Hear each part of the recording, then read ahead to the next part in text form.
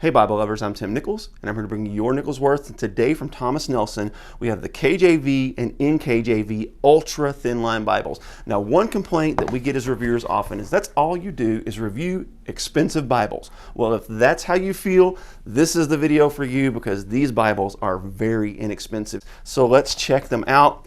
One thing about an ultra thin line that you got to realize is that you got to compromise somewhere. If you want that super thin, I mean, this is super thin. This is a normal thin line. This is an ultra thin. So what you get is you get something that's a little more personal size in nature, and then you get something that's really thin. So where do you think the compromise is going to be? If you guessed font sized, then you guessed correctly. Font size is going to be your compromise. This is going to have an 8-point font. Another compromise you have is this has no references and it has no textual notes. It's a double column layout in that comfort print for the KJV and the NKJV, which I'll show you both. They're essentially the same. This one's your King James. This is going to be in a verse-by-verse format because most King James are laid out in verse-by-verse. And this one is a New King James laid out in a paragraph format because most New King James are in a paragraph format. Now, when you get to your poetry, one thing I like about it in the New King James is you can really tell that the poetry is the poetry. In the King James, you can't. The King James looks pretty much the same all the way throughout. It does have a little bit of that poetry look on this side because it's left justified, but ultimately your poetry and your prose and your reading are all going to look essentially the same. So one thing I love about the NKJV is you can really tell your poetry is supposed to be poetry. Now this paper is actually pretty nice. I'm guessing 33 GSM, that's what I'm guessing. Total guess, but it's definitely not 28 and it's definitely not 36. But you can see it is line matched and the ghosting is pretty minimal. Even in the poetic settings, that's not too bad. Let's take a look at the red letter and you can see that red letter is pretty good and dark.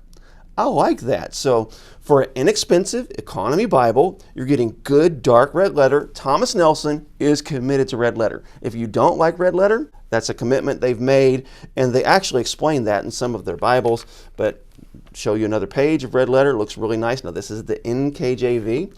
Now let's take a look at the KJV red letter. Move on into the New Testament, and you can see nice and dark. Now one thing I want to show you is comparison is the older NKJV Slimline, which was put out by J. Vernon McGee in cooperation with Thomas Nelson. And you can see the font is about the same size and it does have the references, but if you look, the verses, they're not as wide and the leading space is really tight on this, so it makes that font appear smaller. Because of these wide verses, you get more words per line, and because of the nice leading space, it does give the appearance of the font to be longer. Plus, this one is the comfort print, this one is not, so this is going to be darker and bolder. I've said this in other videos. Font size is not everything. Is it important? Absolutely. If you can't read an 8-point font, this is not going to make you be able to read an 8-point font. But if you're kind of on the verge and you're starting to get close to needing that large print, but you can still read some medium print, this is going to be much easier to read for you than this, simply because of the way it's laid out, because of how dark it is. Also, this one is a red letter, and as you can see, the red letters are pretty comparable. This paper is very good, but I'm telling you, when it comes down to it, I don't see a massive difference between the two papers. So if you're wanting a larger print, then you're probably going to want to go with the Thinline McLaren. And you can see that's a pretty massive difference. But this is also a pretty massive footprint size. This is a much larger Bible. This one fits more in that personal size range. So when it comes to slim lines, somewhere you have to compromise. And that compromise is often going to be in the font size. Now, if you want an 8-point font in a more compact Bible, Thomas Nelson has that available, but it's going to be thicker. If you want a larger font, then you're not going to be able to get this personal size and something this thin.